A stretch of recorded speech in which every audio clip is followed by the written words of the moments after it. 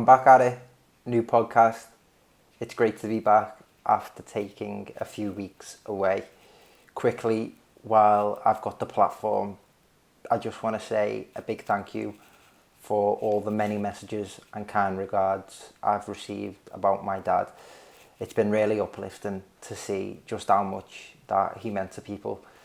The messages have been great to go back and read through. There's been hundreds of them, and as I say, really uplifting to see. And I've really enjoyed the pictures that have been sent, especially the ones of him in Amsterdam in his little Everton cap before the cup final in '85. They've given me a good laugh through this weird time. So yeah, as I say, just wanted to take a quick moment to express gratitude before getting into today's podcast. I do hope you enjoy it. It's a pleasure to be joined by someone who continues to have a brilliant career in the industry, even after his playing days. He wore the shirts of Everton, Rangers, PSV, Manchester City and Leicester before venturing into consultancy and starting his own sports agency, CCR Sports. He's also a sports columnist for the Liverpool Echo, but I think above all else, he's an Evertonian. Michael Ball, thank you very much for taking the time to speak to me, pal. How's things? Yeah, no, good. Thanks for having me on. Brilliant. As I say, I'm really looking forward to speaking to you, as obviously you've fulfilled the dream of pulling on that blue shirt, and you've also achieved a lot elsewhere, like playing abroad and your agency. But to start off, for the Grand Old Team audience, I'd like to spend maybe 15-20 minutes covering Everton at the present moment. Funnily enough, before I had to take a break, Everton were unbeaten, top of the league. And since then, we've played 3 and lost 3, fallen to 7th. Of course, it's still early on in the season, but what have you made of these last 3 games?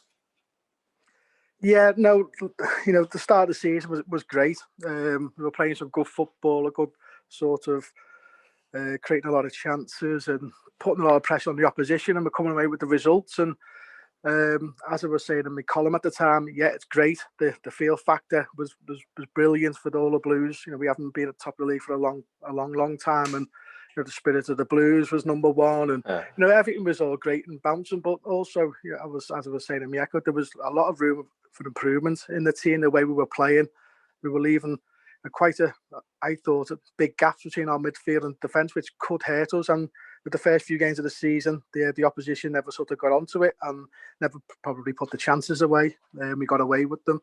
But the last 3 games, I think the opposition have done the homework a little bit. And also our star players have been sort of either suspended and injured since that international break. Our form hasn't been the same. We've gone back to being a little bit pedestrian, a little bit obvious in our play, and with the opposition doing their homework. So the collective of those two, I think, has really hurt us. And when you've got big players, I think every side in the Premier League, your main guys are missing.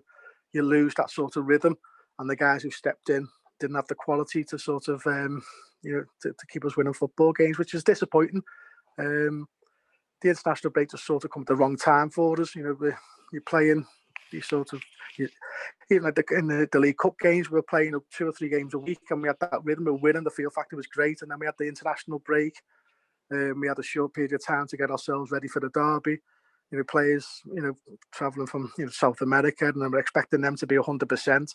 But we got a point, and then I just hoped we could bounce back, and we never. We sort of fell into a sort of a flat period, which was disappointing to see. But that's it now. It's happened. So it's up to Carlo, the coaching staff, and the players to bounce back and get that sort of fast play that we started off with the season. We know it's going to be a strange season, with the pre-season being very, very short. Players will pick up niggles, and you've just got to be able to manage it. And unfortunately, the lads who have come in haven't sort of hit the heights we were expected to be, to come and show Carlo what they're all about, and show the frustration of why they're being left out of the squad. When they've come in, they haven't sort of stood out at all, which is really disappointing.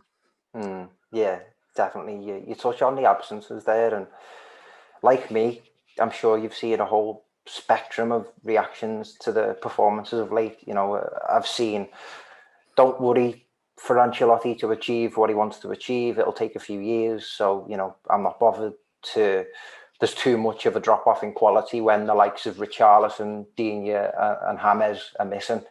And we're absolutely awful. The performances haven't been good enough, yes, but I don't think the answer is that binary and polarising as that. So what does the Evertonian in you at the moment say in regard to the squad? Yeah, well, before the season, you were pretty pleased with the work they did in the summer, bringing the players in and bringing the players in earlier.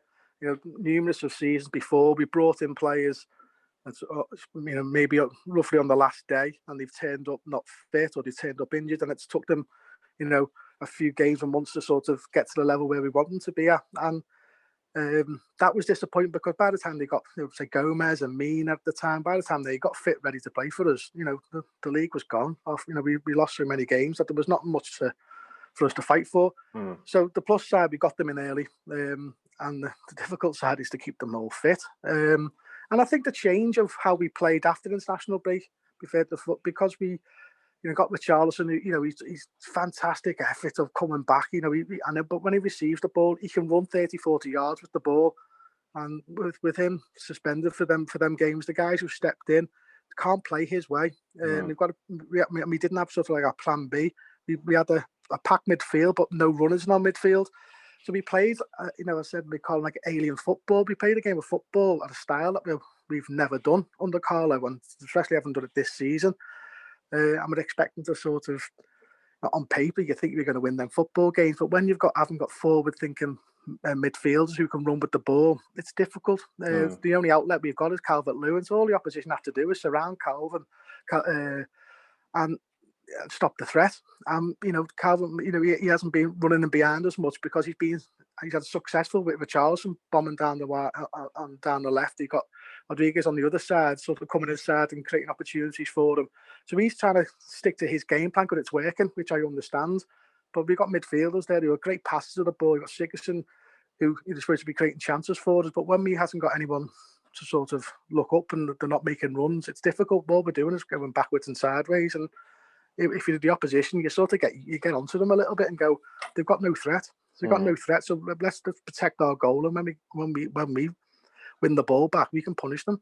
And as the game goes on, those last three games, you can see the opposition grow into the game. They weren't panicking. They just thought, you know, they've got no threat here. Besides set pieces, which is the only, probably this has been the downfall. Early on the season has been good.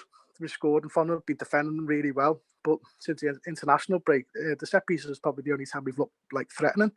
And you know, sometimes you obviously don't win them all, but you don't want to be playing football matches just to win games. Just on a set pieces. So set pieces are very important in tight games, and we've got to work on them a little bit to defend them wise.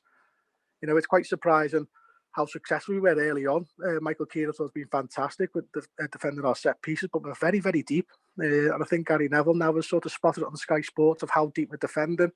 It's probably to protect Jordan from not coming out, but it gives a chance that if anyone gets a flick on the ball, defenders or strikers, that it's going to cause us problems.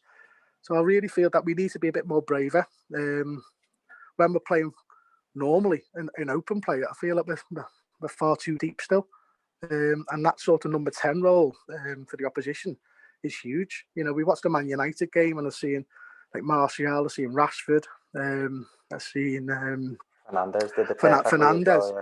Basically getting them finding spaces in that gap and then returning with the ball. And that's, you know, as a defender, that's sort of, you know, it gets me frustrated because they shouldn't, if they find that space, they will do because they're great footballers, but you shouldn't be able to turn.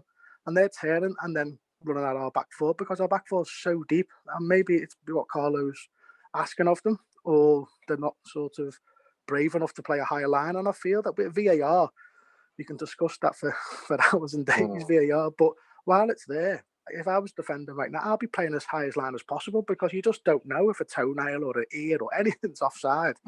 That you can be braver to hold that line that split second, you know, longer. And that's the most frustrating thing. Alan was, he's playing well in games, but he's supposed to be protecting the back four. But when there's such space in that middle, it's difficult for him to one press the ball, but also to protect his two centre halves as well, because the space is so big. So hopefully during this sort of international break, Carlo, obviously, majority of the players have gone away international, but he's got a chance to speak to the guys, the squad players, that if they need to step in, if there's been injuries, which has happened, that this is what he wants from them, and to work on it, making it difficult for the opposition to break us down, because at this moment in time, I feel it's a little bit too easy for them to sort of get into the game and start causing us problems, which the good teams, the good players, and but I just feel like we're making it a little bit easier for them by leaving the door open by these spaces.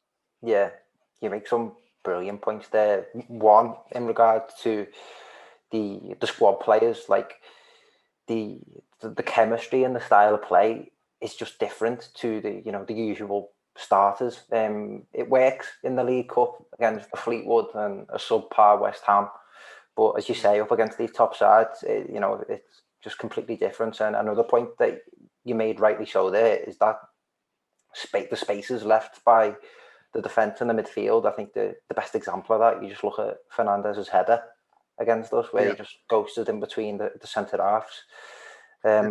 As you say, I did have a look at your pieces in the Liverpool Echo, and you highlighted those concerns about the defence and the midfield, where we struggled most against United and against Southampton and Newcastle. Calvert-Lewin lacks service. It is disheartening to see, but on the other hand, Calvert-Lewin and Richarlison did manage to find goals over the international break. Do you think we can bounce back against Fulham? Well, yeah, I can. Yeah, because we prove we can. We can beat mostly any team when we're at our game. But I just feel it's our mindset at times. What I was explaining before, it was say the Man United game, which sticks out about that gap. I flip it the other way a lot and go, how many times did I see Sigurdsson in that area where he should be, receiving the ball and turning, and that gives that space for Calvin to make a run? How many times did I see Calvert-Lewin coming short in that space and turning? I've seen Rashford do it. So the whole team itself, as I said, we played alien. So it's like we never really knew the system. We were sort of trying singly instead of as a team. So I think that's what Carlos sort of really needs to work on his team now, during this sort of break, that we need to sort of create spaces, keep wide. And it's difficult. We've got the Charles on one side, but then we play with Bernard, who likes to come in. That makes it cramped. But we should find space somewhere else on the pitch to hit the opposition. So, fingers crossed. Carlo. It's absolutely brilliant to have him at the football club, and you put all his trust in him, how he wants to play the game and how he goes about it. But so it's up to the players to step up to the plate. Only going to give them the instructions and how he wants to play. But as soon as you step over that field, it's the mentality. I feel that we lack at times over the numerous years. When things sort of sometimes don't go against us, our heads goes down. And earlier on this season, we showed good strength. We've been a goal down. I've been watching it, as everyone from the couch, thinking I'm not that worried because we're creating opportunities. But since the international break, when we did concede, I'm thinking, how are we going to get back into this game? And it was only maybe via set pieces, which we have got good ball deliveries, and they've been very, very poor. So we haven't been popping the question. We've been hitting the first man. They've been getting floated in last minute, which it's sort of like schoolboy errors stuff, really. So that's what I mean by we're making it easy for the opposition to stop us by, we're not making it difficult for them. We're putting the ball in dangerous areas. Have a bit more belief in your ability to put the ball in a dangerous area, which to be doing at Finch Farm. Carl would be happy with the reason why Sigurdsson's taking him is because Finch Farm in the practice and he's on form, he's spot on. For one reason or another, the consistency at the match level, he's letting himself and the team down, and that'll be really frustrating for Carlo. Yeah, most definitely. And as you say, while there was that sort of elation of earlier on in the season, there's just been times where you sort of slapped in the face with the Everton of years past, where the mentality and breaking through that barrier just seems to just rear its head again, which, as you say, is concerning. But again, I know it seems like something that we just seem to regurgitate all the time, but at the end of the day, I don't think we've ever had a better manager than Carlo Ancelotti, and I'm sure the players, it's on them. I don't think it's exactly on the manager. I don't think you can. Yeah, it is difficult, and I always try and put myself. I'm a blue through and through, and I'm frustrated every time we drop points, and and it's dead easy to get on players' backs. But also in my mindset, I understand how difficult it is, and sometimes being out of the team, you're sort of on the bench, you're a squad player, and you're expecting, you're waiting for your opportunity. And I mentioned a few times in my column that when it does come, you've got to hit the ground running. Yeah. But I understand it's difficult because you're playing maybe one game and you might play a League Cup, might not play again for 2 or 3 games, and then you're expected to be, Pele all of a sudden. But that is difficult. But that's that's modern day football. So you've got to sort of find a way to keep your body fit and ready and sharp and train harder than anybody else. And then when your opportunity comes, that you've got all the tools to go out and show everybody what you're capable of. I just feel sometimes our sort of mindset is like, we passed the buck a little bit, and I think that's just maybe down to the types of players we've got. That we've got a lot of ball possession players. We like to play football, like to play it the right way, and which is great. But there's a lot of players similar. We haven't got the guys talking about earlier, but running with the midfield to break them lines. I see teams against us sort of the midfield jog back into position, and we've got 2 lines of 4 or a 5 and a 4 to try and break down, which is difficult against any team. Especially Premier League teams. So we don't make it easier for ourselves. So you just want to be a little bit braver. Get Sigurdsson or whoever playing that number 10 role in the right danger zones, and hopefully we start creating more chances. So it's up to the players. Obviously our trust is full of behind Carlo, but the players' desire. We won them first games because we all played as a team and we done the dirty work. We worked hard as well off the ball. We made it difficult for the opposition. We kept it tight. Pickford was on form. If you say it's the Tottenham game, he didn't have much to do, and all of a sudden he pulled off 2 good saves, kept us in the game, and we won. And that's what you want. They're the type of performances you need. But since the international break, I think they sort of took the eye off the dirty work.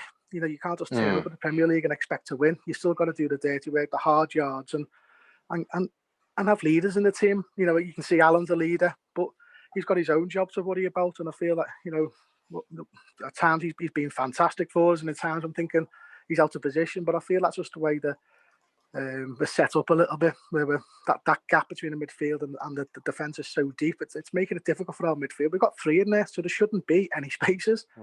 Normally you play with 2, you'd expect to find gaps and spaces, but when you're playing 3, it should be all the space should be out wide. But teams are finding it down the middle, which is quite alarming. Yeah, definitely. That's some great analysis, and I think there are some messages there that the squad of players really could do with picking up on. We'll leave it at that for the topical issues and get onto your career, if that's okay with you. Yeah, no problem. One of the things that stands out to me when I did a bit of reading and research is that, from a young age, you went to Everton games as a kid, you were in Liverpool's youth setup, you were educated at Lilleshall, which I'm sure was a fantastic experience. It all points towards this tunnel vision and this ultimate desire to wanting to be within the football environment. Is that fair to say?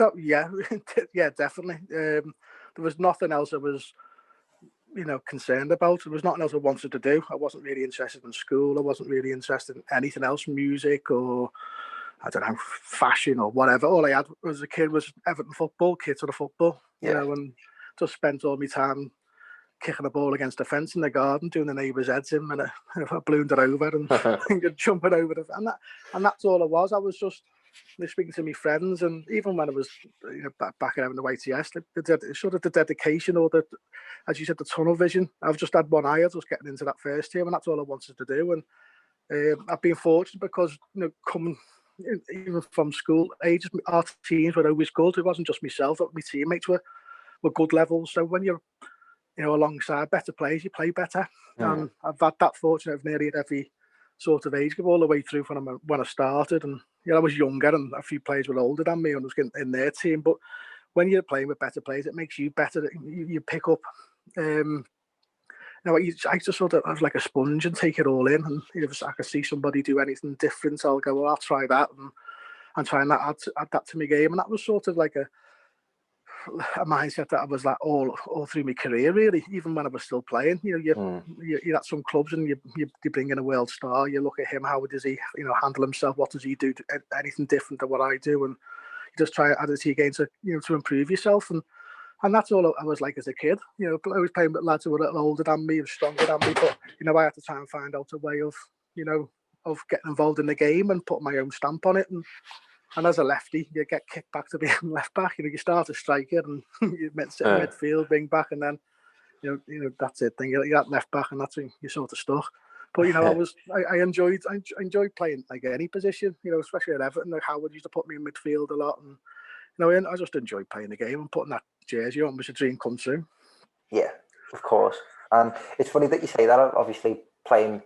I've heard that several times when talking to ex-pros, that sort of resounding message of playing around good players makes you better. And I'm sure from what I've heard, you were around some good players when you were on the other side of Stanley Park during that time. Funnily enough, my cousin, who played for Accrington Stanley, played for Liverpool when he was a kid, and similar to you as well. When he used to be training, he always used to have his Everton top on underneath. Oh yeah, well, they were great. But again, when I started playing football and growing up around about Formby Junior Sports Club, and you know our team was pretty good, and our coach was one of the dads was Hugh Macaulay. His son Barry was on our side, so he was sort of half coaching his kid and scouting for Liverpool, and then he asked us to come and go into Melwood. 2 or 3 of us from the same team. So we, you know, for a number of years, I think for 8, 9 years old, we were going in, but it wasn't like the days now where you get all the kit of, you know, which thankfully, you know, you don't get the kits and the tracksuits to go in with your name on. You just turned up with your own kit, and the only kits I had with Everton on. So it was great. The coaches were fantastic with Highway and Dave Shannon and Huey, and they did have a little bit of banter, give me stick, but you know, I didn't care. I just felt good wearing blue going into Melwood. And as you get older, you know, it gets a little bit serious, you know, because you start talking about schoolboy forms, and of course, clubs back then will start inviting you in to come and, you know, over the Easter break to sort of see what level you're at, and you know, Man United and Oldham, and all I'm waiting for is Everton, and you know, Everton never sort of come calling, and you're just thinking, you know, I've got to make a decision soon. And Highway, you know, put me in his office. You got Rush, you got Fowler, you got McManaman to speak to me, to try and convince me to stay, and said that, you know, it's, you know, you can play for this club, and even though you support the Blues. And I was just looking at me. It's not me. Graham Souness tried to convince me as well, and he was Scottish, I was English, and they were great. You know, they were trying their utmost, but my heart was just on the other side. And as soon as I got the call off Ray Hall, or my father did, that Howard wanted to meet me for a meal, you know, my mind was made up. One, I was made up. It happened, and two, I knew exactly what I was going to. I was just going to go into sign for the team I've always wanted to do. But you know, Liverpool was great. It was good. The coaching was spot on. But you know, my heart was always going to be on the blue. So waiting for that phone call seemed like forever, but gladly it happened. Yeah, luckily. And I mean, you mentioned there on the red side some of the names like Fowler, Rush, you know, and I'm sure obviously growing up watching us through our most successful times, you've seen some tremendous players. Who were your role models and the players that you looked up to as a kid? As a kid, really, it was you know, just going. We were successful, weren't we? So it was easy, and there was probably quite a few. You could, you know, I used to love sort of Bracewell. I used to love Peter Reid's like passing with the outside of his foot across the pitch, and then but Kevin Sheedy was a lefty. My eyes were always on Kevin Sheedy. My dad would always say, "Look at Trevor Steven," because he wouldn't stop running. He was fit, but I was probably more like Kev, about to not run too much, and just use my left foot. But then obviously Andy Gray was scoring at that time when I was going a lot with all these diving headers and stuff. You know, back then I used to love heading the ball, and so there was a majority. And then there was obviously Big Nev, you know, so there was loads to sort of, you know, you go in the park with your mates, don't you? And if you're in goal, you're Nev. You're up front, I was Andy Gray, my mate would be Graham Sharp, and if you're shooting, you're Kevin Sheedy. So we had such a good squad back then. It was them types of players. And when you get slightly bit older and you find like, where's my position actually going to be if I'm ever going to make it? You start looking at, you know, to other teams that were successful, and we had the dodgy indoor aerial in your house to chance to get the Welsh TV for Scorio, and you're watching AC Milan games, and you know, you see the AC Milan's defence with Baresi and Maldini and stuff, and you just start looking at what do they do and what do they add to the game. And it was like I was saying earlier, it's like a sponge. You sort of look at players who you think you can try and emulate, and just take a piece of every one of them and try and add it to your game. Yeah, definitely. I think for any young players or aspiring pros, that sponge mentality is certainly something to adopt. Something I'm always interested, sorry, to hear about is Everton throughout the 1990s. You'll know yourself, as you sort of went into there, that especially during Kendall's first spell at Everton, it's an easy club to fall in love with. Historically and traditionally, we're very successful and can be considered one of the pioneers of English football. My granddad played for the reserves in the 1950s and brought me up on the stories of, the 60s and the 80s. So when you try and tell me about how traumatic the 90s were, I just sort of look at you like, get lost. Like, I just don't buy it. But I know you were still young at the time, but from your experiences as both a player and a supporter, what was that decade like? It was mixed, obviously, for myself, because I finished school in sort of '96. When I was at Lilleshall, got invited for the cup final '95, and Wes Brown, who was my roommate, he went on behalf of United, and we won that game. So you're full of joys, and then we've won a trophy in a probably season or at the time that we were probably underperforming. If you look at that team that we had some great players, but we just never seemed to click in the league for one reason or another. But we ended up getting a cup, which was great. It's there. I always say that now, that we've got to take every cup seriously, because it's in your history. It gets added to another trophy in the cabinet, and for one reason or another, we don't seem to take like say the League Cup serious enough at times, and there's probably opportunities we've let go. But then obviously '96, you finish school, you start YTS at Everton. So to me, it was brilliant, because I'm being part of this club that I've always wanted to do. I'm trying to learn off, you train with the YTSs for a short period of time till I was 17 in the October, and then you end up being with the reserves, which are some good players around there. There's Limpar, Samways, and good seeing you've had fantastic careers. So you're learning off them, and you're trying to sort of gauge where you are. How far away am I from being there? We had like Andy Inchcliffe was great with us, Terry Phelan, and I've got to think, well, I've got to push them to one side. What do I need to go about it? So I was mindset of that's what's my next level. How can I get into the reserves? And when I've done that, how can I get into the first team?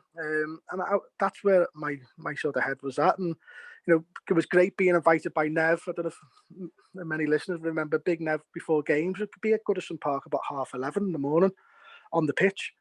Doing sort of keep ups with his shins with with the other goalkeepers, and there'll be a couple of sort of YTSs there because we need to clean the balls and get the balls out. So I love being a part of that. I've been doing a few keep ups with Ned before the game to take the balls and clean them, and then I'll run round to the Gladys Street where all my mates were to probably shout at them from the Gladys Street and sing, and and think they're me sort of teammate, they're me work colleagues, I suppose. But I was a fan again at the Gladys Street, and then you just turn back up at Melwood on Monday, and you got professional head on.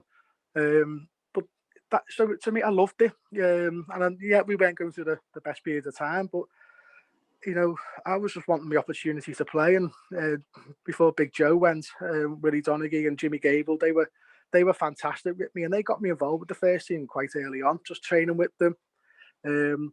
Away games, they would, try and make the cups of tea for Nev, and no matter what cup of tea it was, had too strong or too weak or whatever. But you just loved doing it, loved being a part of it, and he done that because he didn't want me to be sort of maybe starstruck if I got called upon at any moment in time. That I'm sort of used to being around the first team and understand, what they're all about. So that was a great experience for me, just to travel on the coach, not on the bench, just sort of being a part of it.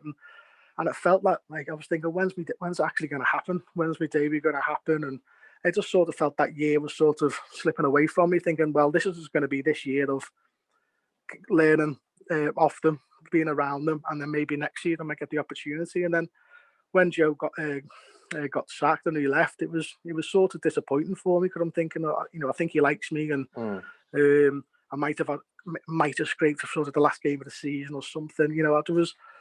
There was moments I was thinking I could get my debut, but so I was gutted when he left, because I'm thinking all that hard work this season I've done to get where I am, from YTS in the October to being in the first team and having the first team, by the end of Christmas was, it was sort of every day seemed dead long, thinking, when's this day going to happen? So when he left, it was disappointing for me.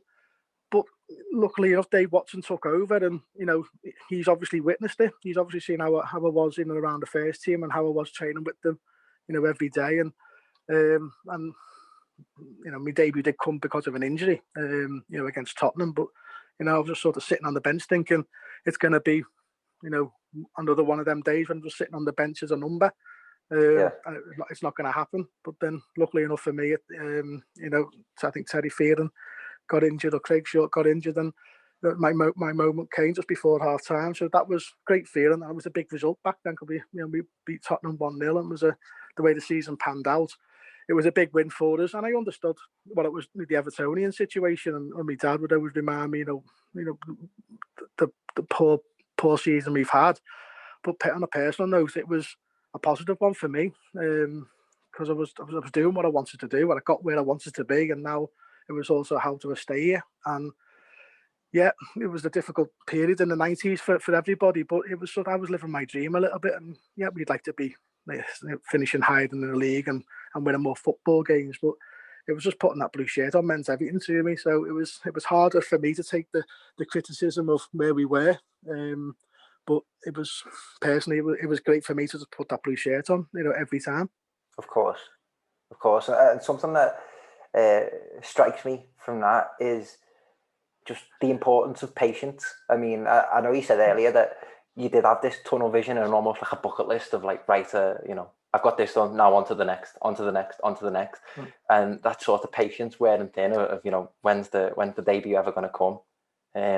So I do think that's really sort of a vital part for young lads. It is, yeah, with the young kids coming through, I understand them. They every club's different, and you look at some clubs of maybe a couple of 17-year-olds in, and other clubs, there might be a 20, 21-year-old who hasn't had much league experience, and it's every club's different. I only got, I was patient because I probably knew where my level was. I probably, if Everton were doing really well and up the league, I probably wouldn't have got my opportunity. And because we're probably struggling, and they wanted probably more energy and less fear, maybe he put a bit more trust in the youth kids. But I knew I had two internationals in front of me. When I was breaking through, there was Andy Hinchcliffe, who was in the England team, and Terry Fearon. So I knew it wasn't going to be easy. So I knew that I had to be patient, but I had to be ready for when we were called upon to grab my opportunity. And it is all about patience. And while you're patient, it is just question yourself, and you look at yourself in the mirror a little bit and think, what are they doing in front of me that I can add to my game? And it's just putting sort of belief in yourself that your opportunity will come, and make sure you take it. Yeah, definitely. Now, being born in the August of '98, I missed out on an awful lot. Probably more bad than good, to be honest. But one of the things I'm gutted about is I didn't get to see Andrei Kanchelskis play live. Am I right in saying you played with him? Yeah. I played well at Everton. I don't think I did, but at Rangers I did. But Andrei possibly helped me get my debut, really, because obviously before most games you have the first team set up roughly as the manager probably want to set up on the weekend, against maybe the rest of the reserves and the subs and stuff, and you have a sort of bounce game to go through a few tactical moves and stuff. And obviously Andre being right winger and I was left back, I've been called over to fill in the space to be one of the 11 against the first team, and I didn't really understand how it all worked, so I was taking it serious. I was thinking it was like a proper match, so I didn't know it was sort of stop-start situation. So when Andre got the ball, I was clapping him a little bit, probably tackling a bit too much, and when he was running at me, I was stopping him. And Joe Royal basically had to stop the training session and shout like, "Ball, just let him get past you. We're trying to do a drill." Maybe Andre probably wasn't, obviously not doing 100%, and probably thinking, "Who's this little lad here? What's he doing?" And it was sort of laughing and joking afterwards. But it happened sort of. I didn't like people getting past me, so I was like, "Well, I don't care who you are. You're not getting past me, or I'm not making it easy for you." So that's probably put a spark in Joe Royal's head to think, I'm going to include him with the first team a little bit more, and also maybe Dave Watson, that to go, hang on, he's not Andrei Kanchelskis is struggling to get past him here, so this kid might have something. But him and around the place, Andrei was great as the YTS lad. He used to look after the YTS guys. I think he used to send them all out to get the national lottery back then. National lottery, you couldn't do lucky dips, but you throw a good few quid at some of the YTS lads who run over to the shop and they'll stand there with the little pens and mark out the numbers. And when he left, I think he bought all the staff a lot of presents to thank you. I think everyone realised that what a player he was, and watching him as a fan he was always great, especially with the goals he scored at Anfield and stuff. But it was a big sort of scoop when we got him from Man United. It was £5 million. Joe paid for him. But yeah, no, he's just the quality of them. And when you used to watch them, you've got Limpard and Kanchelskis. They were proper good footballers. The brain of what he could do. And when he moved to Rangers, he was one of the first to welcome me to the club, and he liked it because I liked switching the ball from left back to right wing. The Hinchcliffe used to do it a lot to him, and he wanted to bring that to me, bring that to his game in Scotland, which didn't really last too long because he was out the door not long after I moved up. But he was just a special talent, and you just know when you see players at that caliber, they've just got that something different to win football games. Brilliant. Do you reckon he's the most technically gifted player that you've had? I mean, teammate-wise? Yeah, maybe. But when I keep on getting, you get asked by the people like yourselves sometimes, like who's your best 11 or who's the best player you played against and with, and they're always difficult questions to ask because you've got to put yourself in certain situations. But when I always think back, Anders Limpar seems to always crop up in my head. And maybe because we spent more time together, playing reserve games more with him, how he wanted to play. He could play football one touch, and 11 aside, he played two touch. He could ping the ball 30, 40 yards with his right foot or left foot, and he'd be staying behind at Belfield, doing sort of kicking the ball against the wall. But you get like the YTS lads at the time, it'd be like Jamie Milligan, myself, and whoever, and practicing our technique. And he had everything. He was skillful. He was very clever. He was so small and so slight, but he was clever at sort of getting in front of players. And I think all round, he just sort of had everything. As a sort of footballer, his technique was perfect. His running technique was perfect, and that's what he used to sort of. And maybe because I've spent more time with it, that I remember him more of what he was capable of with the football and the career he had, and obviously how good he was at Arsenal and obviously with Sweden. And I feel he was probably probably the most gifted at that time, and it's just probably the way we play football back then that probably didn't suit them. We had say Vinnie Samways, good footballer, Granty, and Andes, but we were probably known as the Dogs of War more than the actual quality that we had, which was sort of probably a bit negative, and probably the players didn't like that sort of comment of Dogs of War, which they were known as because of the midfield of Parky and Barry Horn, etc. But the quality of it, you've got Andrei Kanchelskis and Limpar in your midfield. You're going to cause teams problems, and I think that's probably the reason why we won the FA Cup is the performances of Limpar. Yeah, I've heard that several times that the group of players didn't quite enjoy that tagline of the Dogs of War. But yeah, I'm absolutely gutted. I've missed out on players such as that. They did seem like such talents, but luckily, on the other hand, when it comes to some of the bad that I missed out on, I luckily missed out on the great escapes of 94 and 98. Now, obviously you played a role within that escape of 98. How were they for your nerves? Obviously, sort of fulfilling two different roles for each one. 94, I was just obviously in the queuing up outside the Gladys Street. I think around about 10:30 in the morning with all my mates just to try to get in. And all I remember really of that game is I think Vinnie Jones getting booed before the pitch when they called the Wimbledon guys come on, and then Barry Horn scoring, and the rest of it you can't really got no much memory of it. And it's great because you're with your mates and we stay up and you're just in that moment. When I was playing, I was never really too concerned. I don't know why. I never probably because I was sort of such a blue that I had that sort of daft mentality. Well, whatever, we're not going to go down. It's not going to Yeah. happen type thing. But listening to other people, ex-players, podcasters, maybe like Don Hutchinson and stuff, I've heard their stories about it, and it's things start coming into place a little bit. How things were sort of building up between that week coming through, and Howard took us away to a hotel, which was never done before. So we did things differently, but maybe because I was used to going away with England, staying in a hotel before games, that it wasn't, didn't seem different to me. I didn't really get onto it at the time.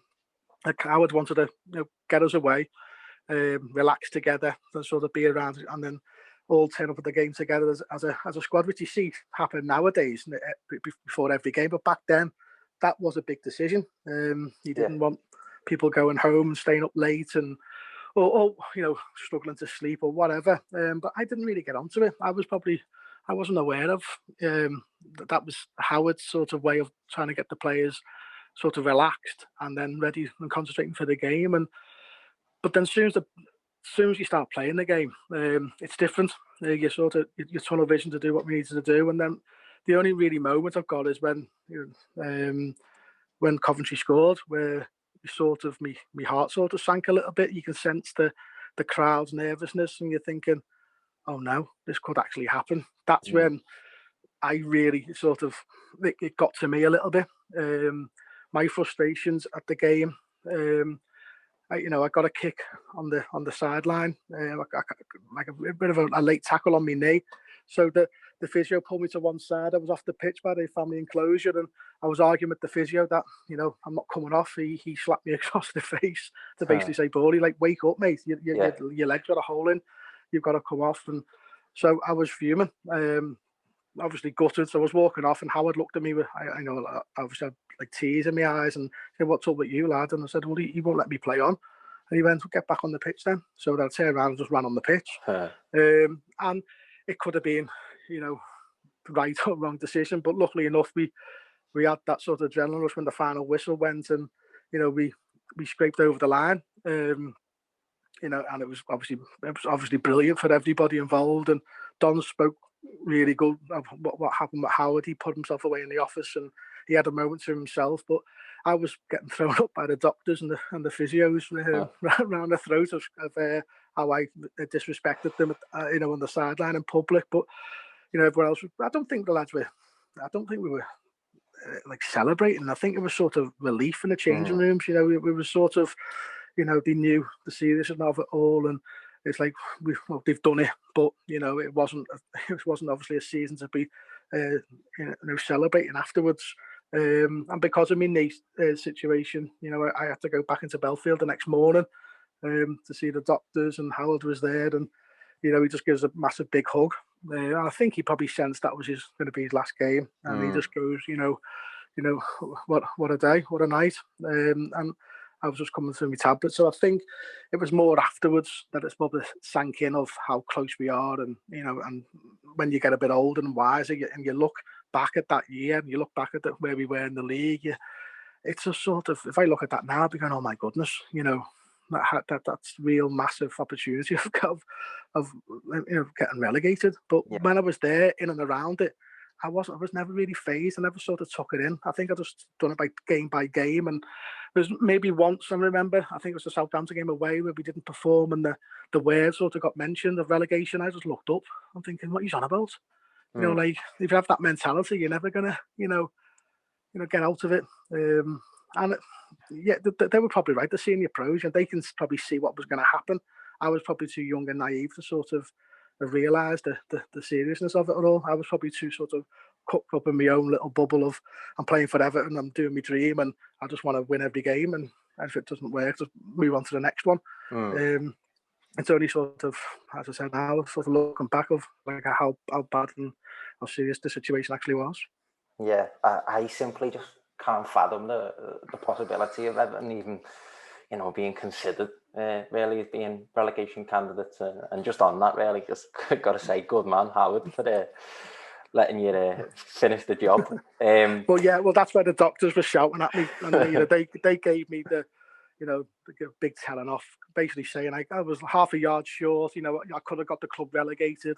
I was like, oh, it's not my fault, Mm-hmm. but you know, you don't, you know, I just want to be a part of trying to save the club. You know, Yeah. that's all I wanted to be, and probably the doctors were right. I might have been half a yard short. I might have slipped up, or you know, I think it was Darren Huckabee. You know, who was the dangerous player. He might have took me on, and I wasn't, you know, 100%. And you know, if they scored, you know, it could have been down to me. So they're obviously trying to protect me, but also protect the club. And you know, thankfully, Howard let me on the pitch. I was a part of it right till the end. But yeah, the crowd and the nervousness near the end after Dion's Dublin goal was something that's probably woke me up of the seriousness of it all.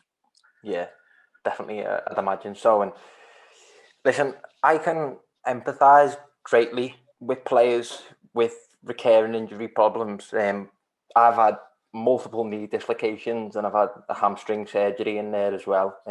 Unfortunately, you know, it plays a massive part in how, you know, football executives view the utility and the market value of their players. How old were you when the knee started impacting your career?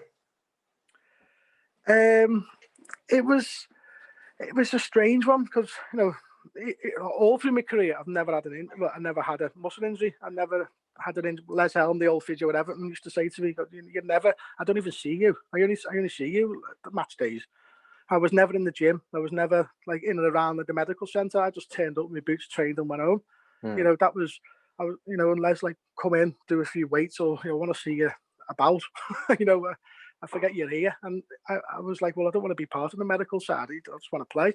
But then I was playing a lot of football. I've seen a lot of my teammates my own age, so like Wes Brown and Mike, Michael Owens and Stephen Gerrard at Liverpool. I've been having niggles, like back problems, hamstring problems with his knees, and I touched lucky out at the time. I was okay, but I was playing, you know, alongside with England and playing a lot of games, and the protection, especially when sort of Walter Smith come in.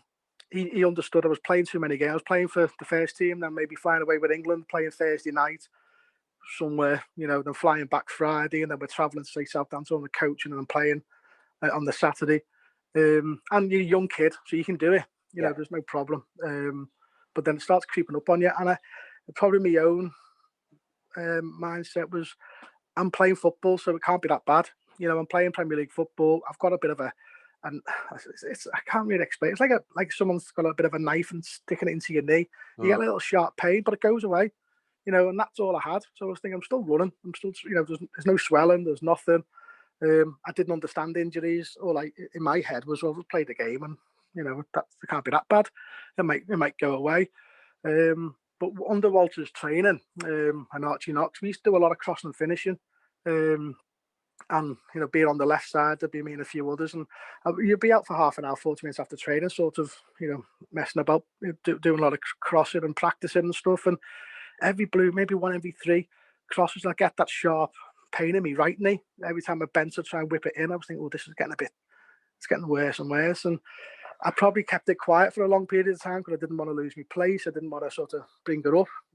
But it comes to a point where, you know, you sort of off the cuff mark to a physio and go, you know, my knees a little bit. Like every time I kick a ball, something's happening, and they look at it, they assess it, and they go, well, they can't really see anything wrong with it. With the plastic, it wasn't really that tender. So again, you know, all I did was precaution, ice it, you know, if it was after each session or game, just as a precaution and play. But then it just started gradually getting worse and worse and worse. And then you're speaking to the physio, you're trying to manage it. Walter Smith was sort of great at the time. He understood. He'd try and pull me out of international weekends and weeks with England because he said, mate, you played too many games, you need to recover. And I wouldn't train. But probably my best season at the club, I never really trained. When you know, Mondays I'd be recovery, and then that's when I was never out of the medical office. You know, I was basically in there, and then turn up, probably train with the first team a little bit on the Friday, and then play the games on the Saturday, and that happened for months. And while it was sort of good protecting me, you're probably losing your sharpness of not being, you know, in and around training, playing the sharp games and stuff. So you fitness wise, you're probably losing a little bit. And you're trying to get the balance right with your fitness and keeping off your knees. Yeah. And that's when I knew there was something sort of not right. I understood the protection, but the protection of me sort of lasted for a long period of time. And it was only when there was an opportunity, the physio said, "Look, we can do an injection, and that hopefully will." You speak to the physios and the doctors, and at the time, the physio didn't really trust the Everton doctor. We went to Western Hospital and spoke to a sort of surgeon there, doctor. He said, "Well, you can put this type of injection in to protect it, but you're going to be sore for a few days. I might be out for maybe a week to 2 weeks after this injection." So we sort of timed it, around an international break, so I wasn't going to miss too much games, and that seemed to work. It was great, but obviously being injured on crutches for a few days afterwards. But this is, it's sore. You just hopefully get back. And as soon as I got back training, when the doctors allowed it, it was fine, back playing and no problem at all. But there was when the end of the season happened again, they said you need a second one because it's going to wear off. And I saw that I had the second one, and I said to the doctor at the time, I said I was on crutches for like 3 or 4 days after that, really sore. And he went, "You shouldn't have been on crutches." And I said, "Well, I was." And he went, "Well, that's not right." And so that was a bit of a warning signs. Well, I was like, "Well, I'm not lying." It was sore. He said, "Well, you played X amount of games, so blah blah." I went, "Yeah, I did." So it did work. So there was just the pain of it afterwards was more than what the doctor explained to me. So that was warning signs. And that summer, then I had a chance to rest, relax, and hopefully we need to be ready for pre-season. And it was still there or thereabouts, really. Come back pre-season, and then that's when sort of everything changed on the Everton side of the career. When I was never going to be a part of the first team. I was training by myself. The medical side, I was in sort of around the reserves, but then more training with like the fitness coach and the medical team, because Walter didn't want me a part of the club, which was devastating. So in mindset, you're just trying to hopefully prove a point to him that you're going to be fit and available, and he might change his mind, but it wasn't to be. Yeah, mate, I feel for you massively in regard to the treatment that you need there, because I was always warned about getting injections or operations on my knee in that it's never quite the same afterwards, and sometimes people said at the time, especially a few players said that at the time, but you're youngish and you just put your trust into the medical people around you. If they're bringing it up as an option, I think an operation was an option, but they said that's a bit too drastic at this moment. There might be a chance of fixing it with injections. So you put your trust and faith in them that they're doing the right thing for you and the club. So you just go along with it and just thinking, well, hopefully I'm not part of that statistic of where it makes it worse. And was that around the 2001 where you left the club? Yeah, that was my last one was obviously at the end of that season. So coming back into pre-season, it was really disappointing. I had a good season. I was player of the year. I think it was 15 or 16 supporters. I got 15 out of the 16. And you think, Alex Young, and my dad was made up. I met Alex Young. He presented me the reward, and I was like, great. See you next season. We were talking about a new contract, but it wasn't like there was no rush for it. I had a couple of seasons left. There was sort of, because I've done well, that they wanted to give me a new contract, and I was away on holiday. But there was clubs putting all kinds of offers in. There was rumours of my situation, what was going on, and I didn't speak to anyone. I wasn't really interested. So I got the call to come back to Goodison to sign. So I broke my holiday up, went back, and unfortunately, by the time I got to Goodison, the secretary said, the board have changed their mind. They won't be offering the contract. So gutted, but I know I still had a couple of years anyway. So I was thinking, well, hopefully they might change their mind again. And I put it down to maybe my injury, thinking, well, they probably want to see me back playing first before, they offer me the contract again. But the club started putting in offers in. Obviously the Reds put a few in, Middlesbrough and Rangers, and but I wasn't really interested. But the press started finding out a bit more, what's going on. How come we're not involved in it all? And I was just really sickened that and I didn't actually get to speak to Walter Smith face to face to find out what's the problem. And in my own sort of selfish way, I was thinking, well, if I'm still here, he's going to go before me. We're not seeing eye to eye as we did early on. We got on really well when he first came, but our relationship did sort of sour near the end. But Rangers, where he's a legend, where he's he's seen as one of the best managers in their history. They've come sort of showing interest in me. Trevor Stephen was my agent. He lived up that way, and he basically said, "Mike, come up just for the weekend, get out to Liverpool. Just come up, relax." And David Murray wants to speak to you. He was the Rangers chairman, and you're thinking, well, if Walter didn't like me that much, he wouldn't be. Surely the chairman would have spoke to Walter regarding me and whatever. And it just sort of didn't add up that I didn't have a chance to speak to either the chairman to say, what's going on. But that's up to your agent. You just listen to what your agent's got to say. But I'd like to, at that moment in my career, be able to be a man and speak to people face to face and go, look, what's the issue? If you don't want me, let me know. But, he's just said he's going to, he said to me agent that I'm just going to be part of the reserves. You might rot in the reserves. And, I was sort of had my eye on England, 2002, the World Cup was in around the England setup at the time. And I'm thinking, well, it can't all stop now. And Steve McLaren phoned at the time to come up and look at the training ground. I go, I'm not interested. I'd rather train on my own, get fit, and hopefully an opportunity will happen.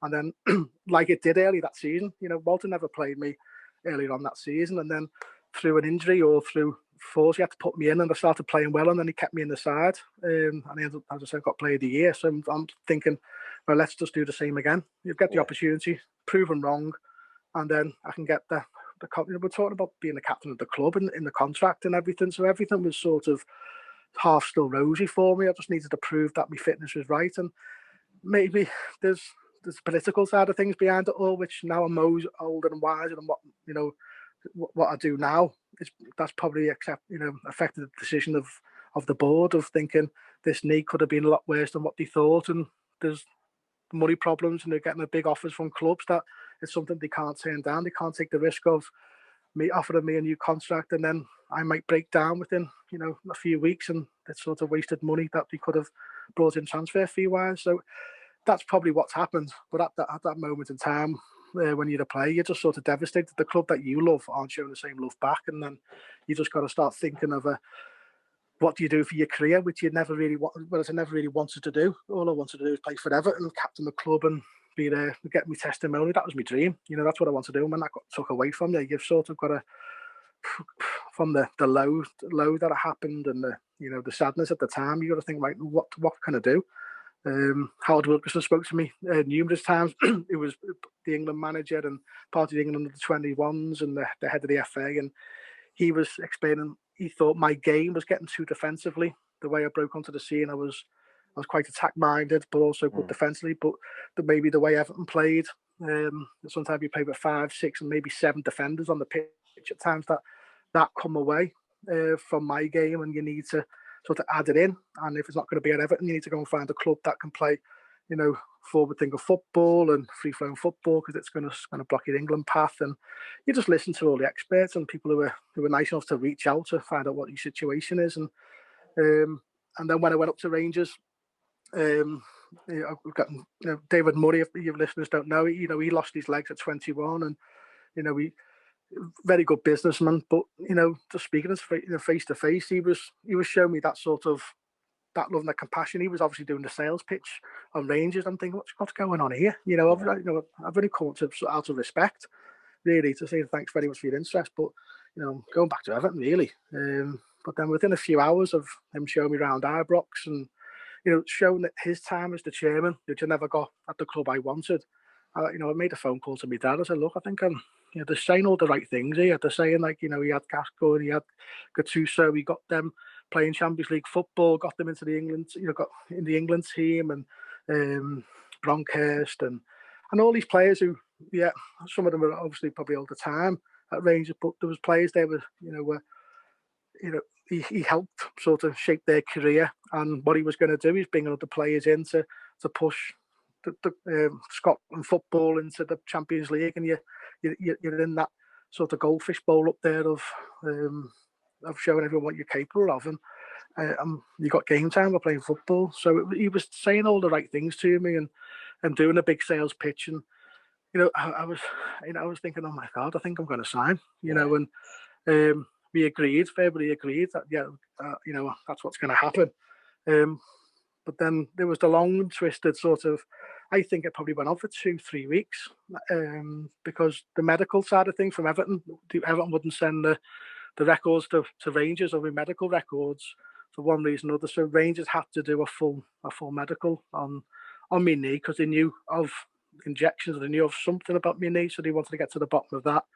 They had a full-time doctor, at the club, medical side of things, who looked after that, and he was great. But he said, "Look, you need to do this, you need to that." So that took 7-10 days or so of passing all these tests, and he was still scratching his head.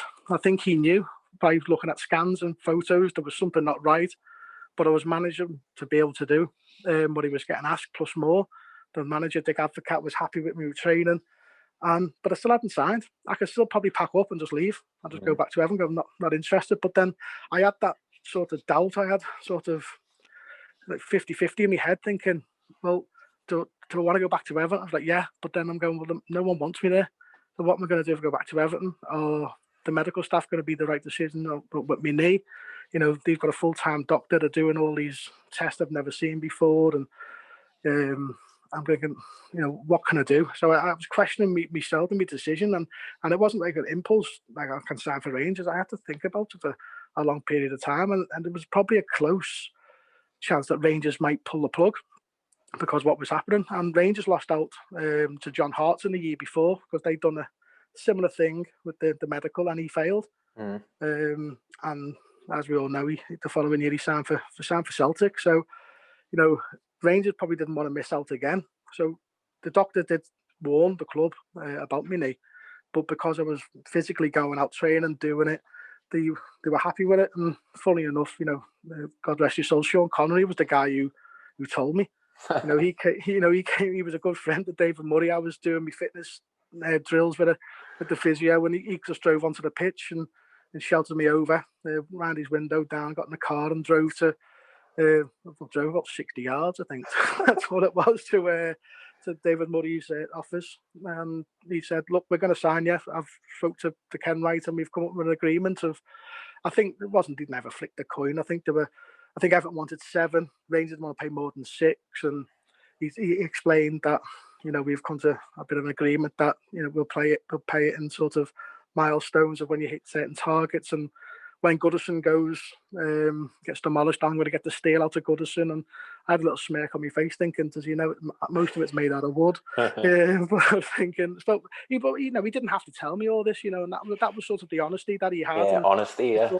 Yeah, and I was thinking, okay, so it's obviously in cement there that Everton have accepted an offer, and there was nothing else I can do. So I was thinking, right, that's me start of a new career now, and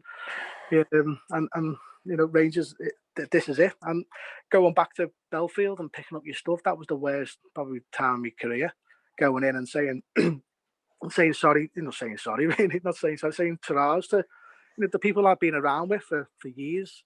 The girls in reception and the dinner ladies, the groundsmen who you mess about with at lunchtime, playing head tennis, and you're just going to miss being around it. And then that's when you start thinking, this is the right decision, and we're doing the right thing. But it was out of my hands. The club didn't want me, so there was nothing else I can really do.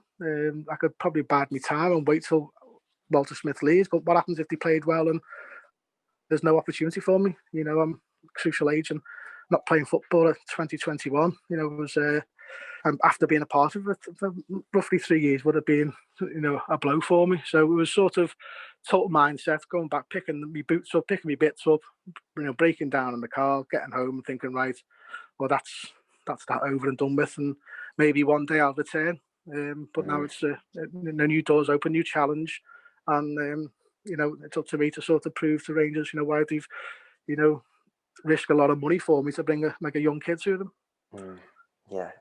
Mate, like listening to you describe your exit, like obviously no one should have to be getting put through that. And I mean, I grew up during the Moyes era, and I knew we were strapped for cash. But as I say, like, I don't know, that's just out of order from the Everton side of things, and that the steal involved in the deal. I mean, that's probably half of the obstructive views from the Gladys Street, but I don't know. As I say, that must have been really hard for you to go through. And as you say, at the age of 21, still really young. And was this, would you say, like the sort of watershed moment as a professional, where you've got to detach the emotion from your decision making in regard to your career? Yeah, yeah, it was. And you sort of got to sort of own it yourself, but it wasn't like a choice. That was the choice I had, is where I'm going to go. The only club really that was possible was going to be Middlesbrough, who were doing really well. They were spending a lot of money bringing players. Stephen McCallum was part of the England FA, so there was Woodgate, Danny Mills, and who else did he bring in? But he was bringing in a lot of youth players I knew or grew up with. So I was like thinking, well, yeah, but I don't want to play against Everton. That was another decision. I was thinking, well, I'll sign for Middlesbrough. One, you're wearing reds, and then you're playing against Everton. So stupid stuff like that was in my sort of mindset. And I thought, well, if I go to Rangers, I won't be playing against Everton for the foreseeable future. So it was a chance for me to sort of, learn off the players that they had there. They had some world-class players there. And, being in and around the training sessions, it was totally different from what I was used to. It was the high level when you go away with England. The trainings were, and Dick Advocat was like a general, the manager. He took everything. He took all the sessions, and you had Michael Moles run up the board, sort of Andrew Flo, and Barry Ferguson was a great young kid, and he reminded me of myself coming through. There was all big talks about Barry. He was like the little local lad, midfield general. He's just got been the captaincy of the club, and he was living his dream. And I was looking at him thinking, I wish that was me at Everton. I wish that was me right now at Everton, but I'm not. And you've got to prove the point to them, because now I've gone the other side. I've seen many players come into Everton. I'm thinking, who's he? Like, what's he bringing to the table? Some players are very quiet. Some players are sort of, and they don't hit the heights. And I'm thinking, I don't want to be speaking about in that way to my Rangers teammates. So I want to prove that I'm good enough to be a part of all this. They've had the successful. The standards were really, really high in training, and that's what I had to get used to. That it was like you needed a pre-match meal for training each and every day compared to what I was used to. Maybe at Everton, because I wasn't training enough, that it was sort of easy to sort of dip in and out, and the sessions weren't as the quality as it was up in Rain. Everything was sort of spoken about, walked through what they needed to do, but there was a lot of Dutch connections up there. The manager was Dutch. They've been used to this type of training session for years. I was used to maybe the English way, so it shocked me of how good the standard was, and what they were asking from you for the quality wise. You couldn't sort of switch off for a minute, and that's why it was so successful. That's why the players in and around, they demanded a lot from you, and I think that always sort of stayed with me as a player throughout my career. That, as I said earlier on in the podcast, that being in and around good players makes you good, but it also makes my standards higher. Which sometimes, one way or another, I might show frustration to a player that I'm asking too much for, which is sort of my problem, more than my teammates' problem. And that sort of, as you start playing with players, 1 minute you're playing it with, like, say, Ron de Boer and Claudio Caniggia, and then that quality goes, that your game goes, because you're expecting. I'm trying to find a pass where I expect them two players to be, and that's what sometimes when you're saying being around good players, that self-doubt doesn't happen. But when you've got it, when the sort of quality goes, you've got to up your game and find different avenues, and that's what I think a lot of players find difficult. Yeah, definitely. And I've got a question in regards to the Dutch approach to management that you've experienced. But before I get onto that one, Rangers and PSV, within their own right, are two massive clubs, Champions League regulars, but two cities where football culture, although it's prominent, is very, considered very different. You did experience winning silverware at both of the clubs. How would you describe the differences in what football means to the people of Glasgow and Eindhoven? Similar, in a strange way. I know probably haven't, their rivals are further away with the Ajax or Feyenoord, but the mentality, both clubs, when you sign for a club, you do the sponsors walk, you go and meet the sponsors. And when I signed for Rangers, there was a guy there, and he basically said, "Welcome to a proper football club," and that hurt me. I'm thinking, hang on, Everton, Yeah. but I'm Everton. But funny enough, when I signed for PSV, we'd done the same thing, and the guy said the same thing to me. I was thinking, what's going on here? I was like, what? And they said, welcome to a proper football club. And by that, they're not talking about the club, not the distant Everton. It's how they played football. They wanted to play football a certain way, and it was down to the Dutch contingent at Rangers that they weren't just happy winning 2-0. It was the way you won 2-0. We had to dominate.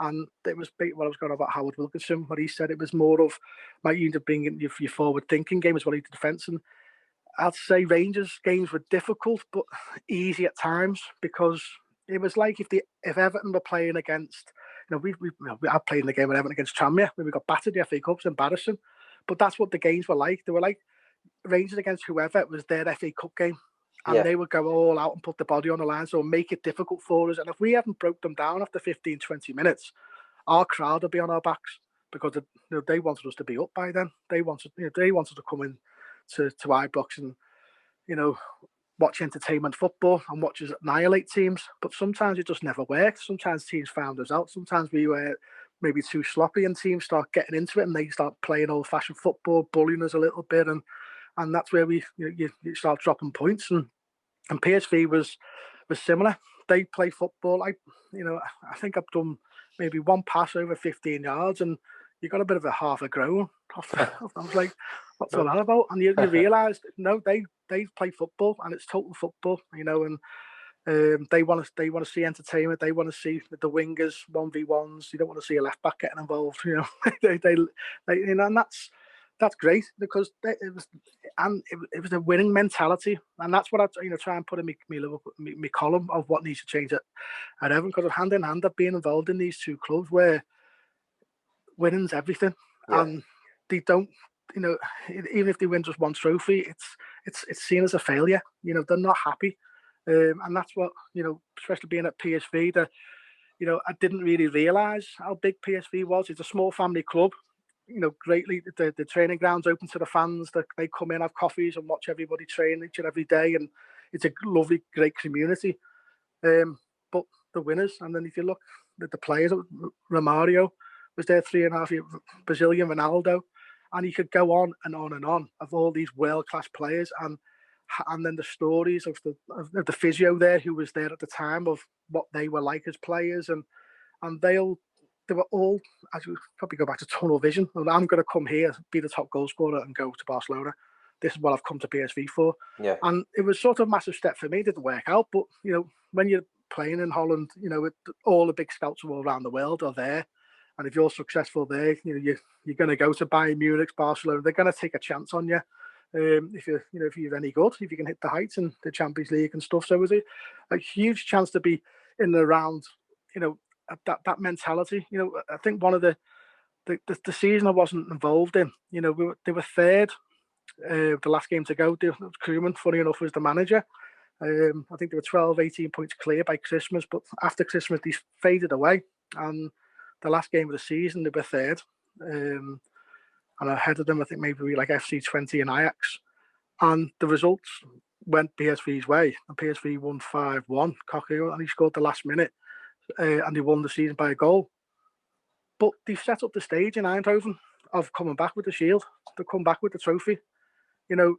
That's how we're going to win the league. But they had it all set up just in case it would happen. Wow. I was thinking, and by the time the lads got back to Eindhoven, just 30, 50,000 people in the street, in the town square. I'm thinking that just must have cost a fortune, to set all up. What happened if if Ajax won or FC20 won? But that was just their mentality of how football works for them. And there's a story before getting. I don't want to bore you, but before like at 6:30, mostly our games were played. So we go to the training ground to get our pre-match, and we had like an hour to kill before we leave for the ground together. But the Premier League games would be on. So I still to this day can't really remember what game it was. But imagine it was the Everton Coventry game, the Great Escape. It was one of them games, so it might have been Bradford or someone.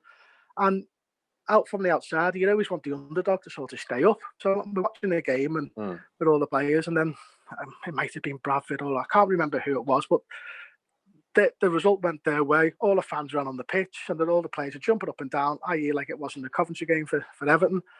And I was like, yes, get in. Great, I understand that feeling. And one of the, I don't know, it was Philip Cocu or Michael Rise again or Clivert, and they go, what are they doing? I said, oh, they're celebrating, they just stayed up, they never got relegated. And his response was, so the fans have celebrated them being shit all season. And I was like, yeah. And I'm like, oh, you don't get it. You don't get it. But I admire that. They're just, that's just the way they are. And, and we've got that at Everton of our sort of, not but the best we'll do. And that's what I feel like we've forgotten many a times. And there's ways and means to go about being the best. But just that mentality of players that go, like, I'm not coming here just to have a career path. I want to come here to actually win stuff. Definitely. And that's what your question was about Rangers and PSV. People go there to win things, and when you win stuff, you sort of tick that off, and you understand what you need to do to actually start winning and putting trophies in cabinets. And as soon as, rather the better, that Everton get them types of players into the club, which looks like Carlo has brought a few in, and hopefully that'll start breathing to the other players that they need to listen and take it on board and go, look, this is what we need to do. If you want to be successful, we need to do this, X, Y, and Z. And Carlo's the master of it. What he's won in the game as a player and manager, that hopefully that will start breathing down to the players. Yeah, definitely. And it goes back to what you said about the staying up in '98. It's nothing to celebrate. It's you need to adopt that winning mentality. But to go on to my question about the Dutch management, which is something that I'm interested to hear. Obviously through Dick Advocaat and Ronald Koeman. I mean, you don't need to tell us or the listeners, I imagine, what experience and Ronald Koeman's like. I mean, that his last season in charge of Everton, that 17-18 season, which ultimately ended up with Sam Allardyce in charge, was up there with the most miserable I've ever been watching Everton. But in fairness, to play devil's advocate, as I said before, my granddad, when he was playing, he was a centre-half, and he brought me up to study the game of centre-halves. And you touched on a few there when you were talking about your role models growing up. Baresi, Maldini, Cannavaro's another one for me. And without doubt, Koeman is up there as one of the best centre-backs to ever play the game. But at what point does the respect for his own ability and achievements as a player get put aside and you start judging him for his insufficiencies as a man manager? Again, I was like yourselves. Obviously, the manager at the time who took me to PSV was Gus Hiddink, and he was again a legend in Holland and worldwide. What he did with South Korea and Australia, managers wise, while he was still being successful at PSV, and he was similar. He was similar to Dick Advocaat of how he did everything. He was demanding, but it was good. It was. We had a mixture at PSV, which I think England need to learn. I think we are now. When foreigners came to Everton, we probably weren't right as players to bring them to the club and to let them settle, and as the club as well. PSV are used to bringing South Americans in and players from all around the world and make them gel and make them successful. So when we say players come to the Premier League, it needs time to settle and get used to the culture, that's just an excuse to me. It's just down to football's one language. We had Gus Hiddink speaking Dutch. I'm English, can't understand a word he's saying. You've got a South Korean guy, can't understand what I'm saying or the manager's saying. And you've got South Americans, like a gang of, we've got Alex, Fafan, Kone was there. He signed the same time as me, Aruna Kone. So no one could understand what the gaffer's saying. It's a team talk for 20 minutes, and you're thinking, what's the point of this? It's only the Dutch guys can understand what he's saying. But he's basically saying, you learn Dutch. You learn Dutch, and then he'll come over to each and every one of us and individually tell me in English what he wants from me. Quick 5-6 second chat, and he walk around everyone. But then it was the work that we did in training. We were training for over 2 hours each and every day, going through certain situations, how we played and how he wants to play. And that's where you learn. And that's where you learn sort of the strikers learn a partnership. That's how I learned my partnership alongside, me centre halves. Alex, you can't speak English or Dutch. So we had to sort of learn the Dutch phrases of, say, man on or links and rex, left and right, and whatever it was to help you sort of in moments of games. But he was just a coach of, if everyone does the job the way I told you to, we'll win a game. So earlier on, I think I told you a story where I kicked the ball long. I done one of them in the cup final. I got the ball, we did a 1-2, and I paid it like 30, 40 yards over the top, and Hesselink went through on a goal and sort of done a half volley lob over the keeper, hit the bar, And great opportunity to go 1-0. Thought it was a good ball. I probably would have got a round of applause of everyone in England. But, Yeah. manager said, great ball, but don't do that again. I was like, what do you mean? Well, I thought it was obvious that if I pass it to the midfield, he went, yeah, but just trust your teammates. Trust your teammates. And basically, he was basically saying, I'm a left back. stay in your zone and pass to the midfielder because he's on more money than you to create an opportunity for the striker. If he doesn't create the chance, he's coming off. If you don't pass to him, you're coming off. If the striker doesn't score, he's coming off. And that was the sort of simplistic of it all, which being grew up the FA way, probably the FA way was always in my mindset of what if situations, scenarios. That's why I'm probably so defensive minded. But the Dutch were more trusting in you as a player. Another scenario when I first went my first couple of games at PSV where I'll be the last man. Say we had a corner for ourselves. Everybody would go up. I'll be the one on the halfway line, and I think it was like to say Ryan Babel played for Ajax. He's fast, powerful. I've got to mark him, so I'm calling back like I would do in England, like a midfielder or someone else who's small to stand in front of Ryan Babel in case they do a counter attack. And I'm screaming and shouting and no one's listening to me. So, I went to the manager at half time and go, look, I need someone to stand on his toes in case they break. And he just looked at me and like, I had 10 heads. He's like, what? He said, why? I said, but for protection. He goes, Michael, they've got an extra man. I said, where? He's the goalkeeper. He said, if you've got our goalkeeper as an extra man, so he feels it's 2v1 still for Ryan Babel, which it is, really. So he's basically said to me, if the keeper catches the ball and kicks it or throws it 40, 50 yards, Ryan Babel wins the ball or controls it, turns, takes you on and scores, you're coming off. So I was like, right. Strange. Okay. Right. Okay. Well, what happens if it goes over my head? And he goes, well, your position was wrong. I was like, right. Okay. Fair enough. Knew my job. I knew, right. Okay. He's right. He's right. But that means we've got an extra man in the box to score. We're trying to score games. Football's not all about defending, which it is at times, but he's still using the defender the goalkeeper as an extra defender. And he was right what he's saying. So he's putting trust in me to stop this. If I defend properly, do my job properly, that scenario won't happen. If the ball goes short, I should be tight. I shouldn't let him turn. If it goes behind me, my position should be in the right position, and the goalkeeper should help me out. So he's right what he's saying, but it's just total opposite of what I've been taught up through the English FA, and that just made you sort of grow in confidence as a player, going, okay, he's backing me. He's not protecting me. He's getting me to take responsibility for my own game and use my own sort of football and announce to stop them situations, and you sort of added pressure. So and in a strange way, you think, that's strange, that's difficult, but it makes sense, and I think that's what he did with every player. Individually going around telling them just to you keep on doing your jobs, we'll win football games. We drew one game, and we had a team meeting, which we never had many team meetings. We drew one game, and he just listed about 15, 16 games left of the season and wrote them down in quiet. We're all looking at each other thinking, what's he doing? And he went, we're going to win that one. They go, yeah, win that one. Yeah. And then I went round, tick, tick, tick, and do that. We won the league. You're looking at, that's the mindset. That's the mindset of what needs to be done to win football games and to be successful. And that's what's, really struck me. And it struck me more when I went back to England to try to implement what I learned in Holland. Not take away the England side, but to sort of try and merge it together of how they sort of see football and how England do and try and merge it to sort of get the best of both worlds. Yeah, I think that pays compliment to that sort of Dutch philosophy that you can date back to like Rinus Michels, Johan Cruyff, that sort of era of the sport in the country. But was in relation to what we've seen in his final season at Everton, did he show those colours towards the end of his spell at PSV? Yeah, he did. I think I mentioned it earlier on. Unfortunately, Hiddink brought me to the club and then he left. And then that's when Ronald come in that summer. But I was made up, and I was like you as a player, as a defender. His record.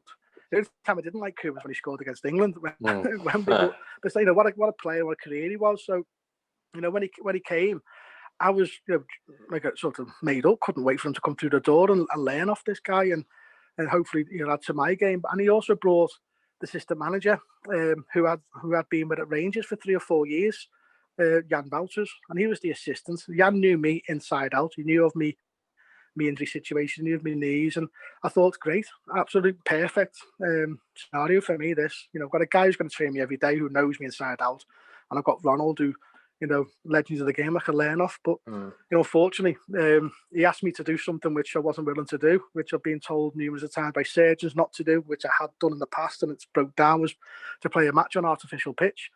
And I was like, I can't. I can't. You speak to Jan. The surgeons told me there's absolutely no chance. But just don't do it. So I went to see Jan, and Jan went, Mike, I can't do nothing about it. He's the boss. If he wants you to play, you've got to play. I said, I'm not going to put my body on the line. I can't put my body on the line again. But it's a friendly. It's not, cup final or whatever. I probably would have, but it's a friendly. I said, I'm not going to put my knee and wrist before the season starts and then be in and out of the side. And Ronald took that the wrong way. He didn't like it, and I was sort of nassied, basically. I was out of, just in and out of changing rooms, and, still sitting next to, like, Kone and Clivert and Koku, and they were talking to me, going, what's going on? I'm going, well, nothing I can do. He's sort of washed my hands with me. So it was a long 6 months for me, but I was in and around it with the lads, again, like Everton, they were flying, started really well. But you could sense the atmosphere at the training ground wasn't there or thereabouts after Christmas, and the results started showing. The top of the league flying, and then, as I said before earlier on, they were third coming into the last game of the season. And luckily enough, the lads won it by a goal. But I think the writing was on the walls, and he was asked to leave after that season, and that's only, I feel that I think the players lost him. That the players lost what he was trying to do, and maybe the decisions he made too many players upset, and rightly or wrongly for him, it's just sort of had a knock-on effect in the changing rooms, and when it started affecting the results, the club made to make a decision. So if you look on paper, it's like he's won the league, he's left, but it wasn't. It's all as rosy as what people made out, and I think he go to Valencia, I think, after that.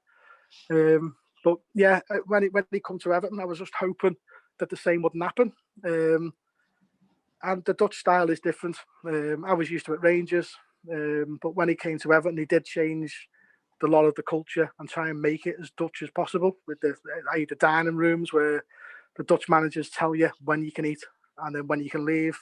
And you feel like a school kid again. Yeah. So I could understand Leighton Baines and Jadielka, who've never witnessed this, getting told what to do, like getting taught like you're a YTS all of a sudden. But that I couldn't sort of I had to bite my tongue at PSV and Rangers, because that's what I'm looking at. Claudio Caniggia and Ron de Boer and Frank de Boer and Philip Cook listening to this. So, but that's culture. They've been doing this culture since they were 6-7 years old. So it's not new to them. It's normal. For us, it was strange. We're getting treated like little kids. Yeah. And but that's the way they think it is. You're all in there together. They don't want players. I understand. They don't want players running away from trading straight away. They want to, but it was just sort of the way you go about it. And I just sort of hoped it never sort of creep into the Everton way. And we had a sort of an easier start with Koeman as well. So the results were there, but as soon as when the going gets tough. And the way I thought he approached Ross Barkley, I thought he was going to be good for Ross. I thought Ross was sort of had his arm round his shoulder probably too much by Martinez. And I thought Koeman's going to come in and tell Ross a few home truths and, hopefully get him to that next level. But then I think he started using Ross as a bit of a scapegoat at times. And as a young kid, with big pressure on his shoulders, he probably should have kept that in-house more than what he did publicly. And probably Ross took it. And it was probably true. Majority of what Ronald was probably telling Ross was probably true, and probably majority of the fans probably would have agreed with. But it's probably putting it out in the press, always bringing Ross into the media. Probably didn't help Ross's sort of relationship with him either. And then he started losing players, how he treats certain players, that it creeps into all around the squad. So it was no surprise that it started happening at Everton. And you didn't want it to happen. But his past history of what he did with me personally, and then for Valencia and other clubs he's been at before. It's just the way he goes about it. That's his man. That's how he wants to go about his managerial career, and that's just up to him. And it's up to the players to either stand up and be counted and get on with the job. But for one reason or another, some players are sort of, they just lose that sort of desire to work hard for a manager who's probably a little bit too disrespectful to other professionals. So, yeah, disappointing. We were singing his name when he first come. Again, it was all like the smiles are back on our faces, and we're playing half decent football. But you also got to remember when he come in, there was probably too many other people at the club who had a say. Ronald has been backed. We bought him from Southampton. And so he would have signed for the club knowing that players that he wanted to bring to the club will be getting signed. But then we had sort of Steve Walsh as well. Who of course. We Wasn't a into the director club of to go and football find players as well. Yeah, and then maybe the chairman would want to bring his players in. So there's probably too many people wanting to bring their own players in that he had to sort of try and balance out to get the best team. And you look back at the team, we had so many. We had like 3 number 10s, and we probably had like 3 or 4 right wingers, and we were crying out for maybe cover for Leighton Baines or a left winger, or there was other positions that were priority. But that's sort of the problem when we had an owner with big money and we didn't want to fall in the trap of sort of spending it for spending's sake, that we didn't sort of.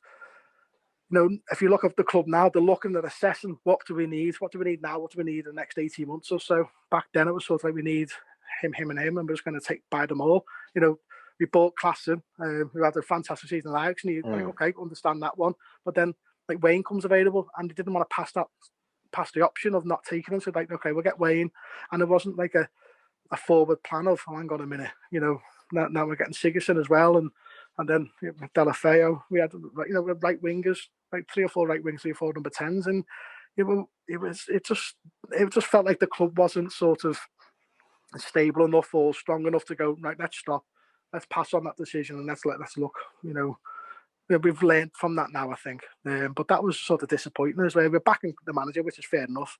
But then also, Ronald's going to have pressure from upstairs. He probably wouldn't have listened, but he's got pressure from the fans and upstairs to put the other players in as well on top of his players, and he's got to try and find that right mix. So it just seemed the club was a bit of a mess at that time as well. It's not just all Ronald Koeman's fault. The players needed to stand up. I keep on saying it's up to the players to go out and fulfill. Look after yourself. I think sometimes if you're not the manager, sort of not your flavour of the month, go out and you play 100%. You play 10 out of 10. And then there's no fingers be pointed at you. But I think sometimes it doesn't work like that in football, unfortunately. No, definitely 100%. Like when you've got a manager like that, where it's his way or no way, you're dealing with a completely different society now as to the 90s and what you experienced. And there's a great example there in the treatment of Ross, how things soured. Now, not to overlook the times at your other clubs, but I do want to get on to your work post-retirement. But at the likes of Manchester City, where I've just spent the last 3 years going to uni, and Leicester City, what did you learn during that time? Obviously, you went through so much, so young, that led you down the path of agency work during your final years as a pro.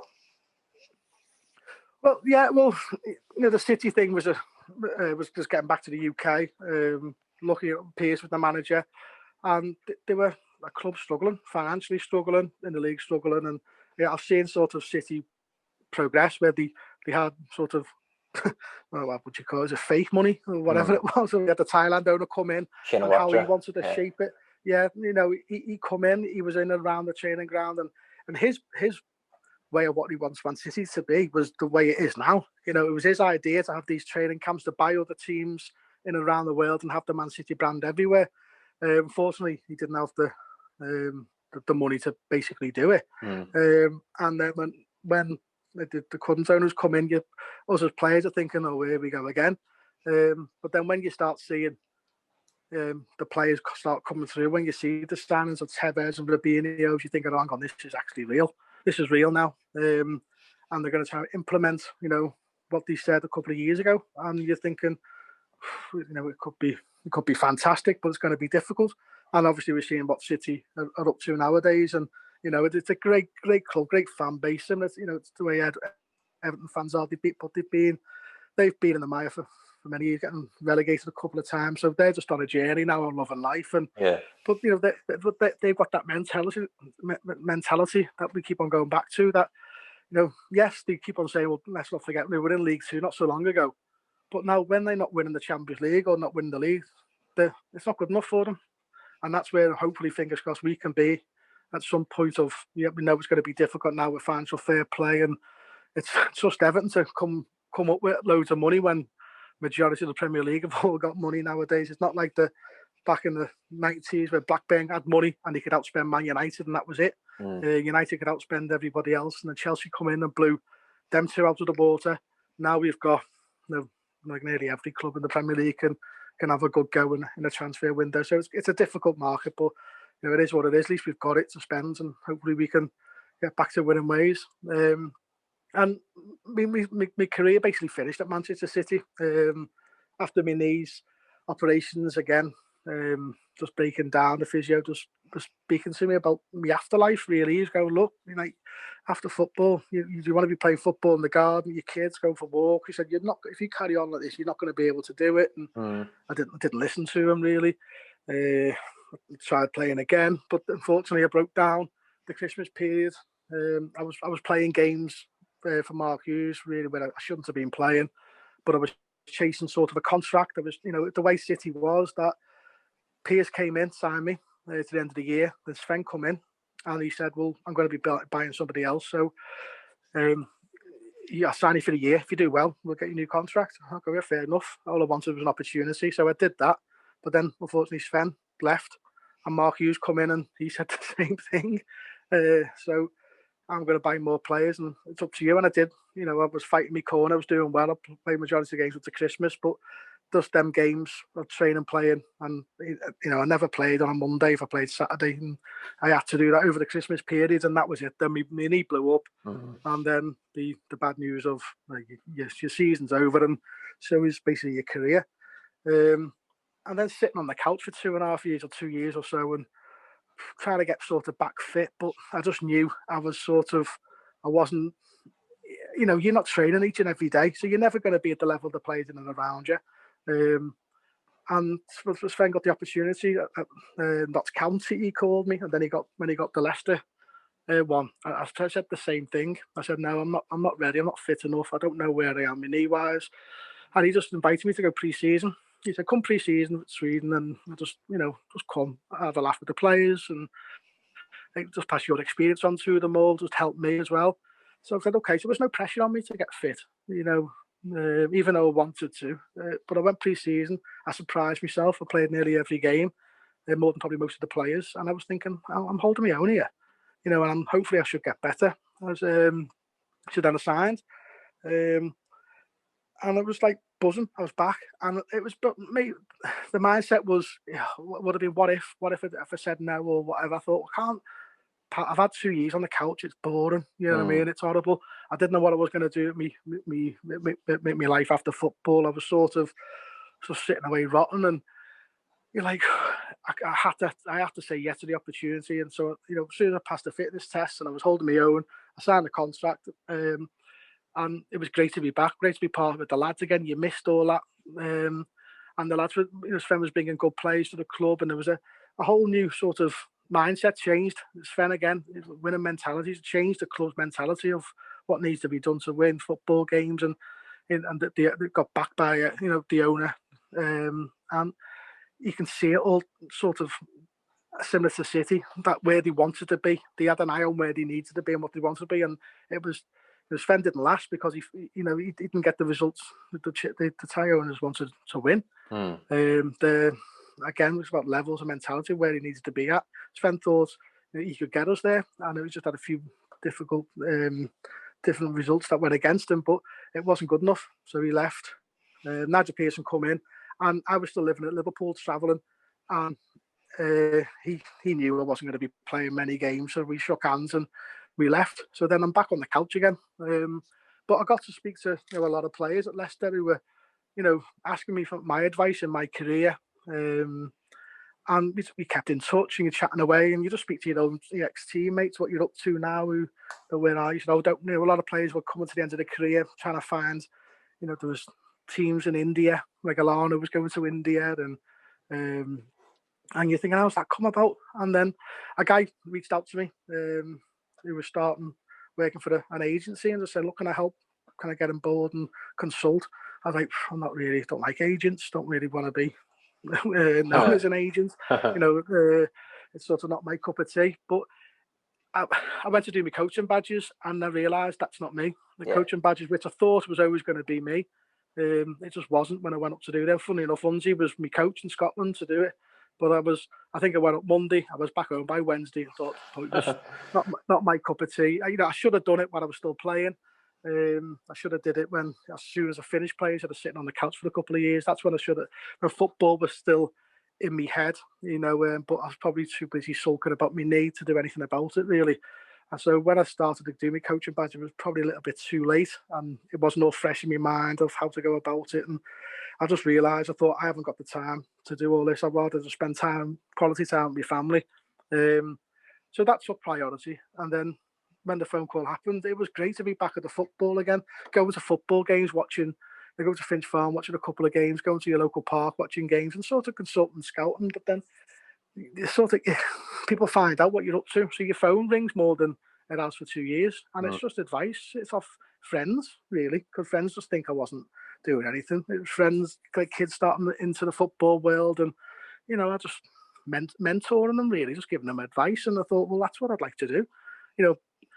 It's probably second best to being a coach. If you see coaches nowadays at say Finch Farm, they're loving sort of seeing a guy improve and go to the next level, and they feel like proud of a father when they've made the debut. And I've thought, well, if I can't do that, the next best is to mentor. So I got involved in an agency, and I liked it. I learned a lot. And that's when you sort of of your own career thinking, that might make sense now, and you started learning the game, and I did that for a few years. But I was putting my name to somebody else. And when you're actually not the official agent and it's not your company, you don't know what might happen. And I just felt I'd rather have more personal relationship with like your players or the coaches or the managers. So the only way to do that is to start your own one up. So, I basically fell into it, and my business partners into the corporate side of things. Has always wanted to be get into the agency side, and his phone was always the same. He was phoning by other friends and family of helping their lads out and experience, because he's trustworthy for the families. He said, agents have been on the phone, what do you think I should do? And we just got our heads together and said, look, let's have a good go of it. We're two lads who know the ins and outs of football on and off the pitch, so we've got all the tools, and all I want to do is mentor any young kids coming through or senior pros to help them. I know what it's like being a player. I know what agents are like, and being approached by so many. And there's some brilliant agents out there, and they do get a lot of stick. So it's sort of not trying to change the mindset, people's mindsets of agents, but it's part of the game. Clubs use them more than players, and it's sort of learning how football works on the outside has been a sort of eye opener for me. But it's been something to keep me involved in the game, and it's just great that you've got a few young kids on your books, and it's lockdowns at the moment, so it's difficult. We're not allowed to go and watch them, but as soon as that reopens, life get back to normal, it's great to go and watch these lads, getting coached off great coaches from great clubs, and hopefully they'll improve and they'll have a career in the game. What level that may be is down to the boy himself and his determination and his hoping for an opportunity. And some clubs might give him it's all time, and every club, as I said earlier on, is different. An opportunity might be arise, and I'll be on his side. So hopefully that he's ready and he's had all the tools from our side that it's up to him to go out and show everyone he's capable of. Yeah, most definitely. And I mean, in any talent-based industry, agents are just a necessity now. And I understand 100% why, especially I guess during your playing days, you might not have the best perception of agents. I mean, I've had agents on my podcast before, and for me, it just makes perfect sense for an ex-pro to go in there as an intermediary, especially for young players. Like you said, we're growing up in a new era of players now, And it's funny because I brought back to, I seen an Instagram post from Jose Mourinho the other day. I can't remember what game it was from, but Tottenham have just won away. And he's standing there in the dressing room, and every player in the shot is on his phone. And he's got as the caption, sign of the times. I was thinking, like, that is the sort of culture that they are brought up in today. And I guess, is that part of the challenges that you have to face now in your current role? And I think first and foremost, do you enjoy it? Yeah, well, that is, and it's. I remember it brings back to my days of coming through. They're going, oh, look at them now. Look at them with this X whatever boot you've got on or whatever. And I think it's just how society works. I think everyone wanted the first to get rid of the YTS. So I think like Leon Osborne's year at the club, they didn't have to do any jobs. So then they got seen to be like, oh, look at these, like everything. They got everything wrapped round cotton wool. Everything's all perfect for them. But the clubs nowadays, they're getting kids a lot younger.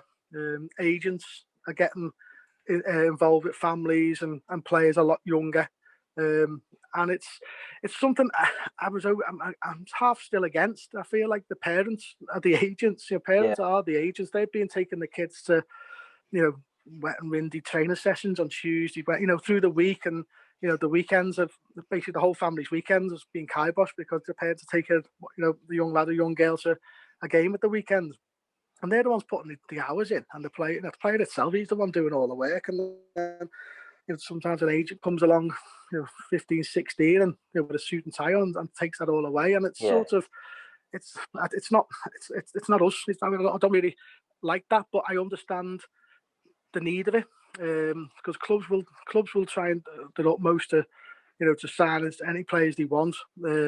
And the agents there you'd be wise. The agents wise of seeing what the clubs can do and what they can't do, and what the player's worth is. And I think that's the hardest bit as a player, is knowing your worth and realistically your worth. Some players might be ahead of the game realistically, and some players might undervalue themselves, and that's what an agent's all part of. And as I said, the majority of our work is hands that to be alongside, put your arm around the shoulder of our players and mentor them. But a lot of our work will come from clubs, looking to move players on, or to find players to and give them a list of players that we can approach if they like them or not.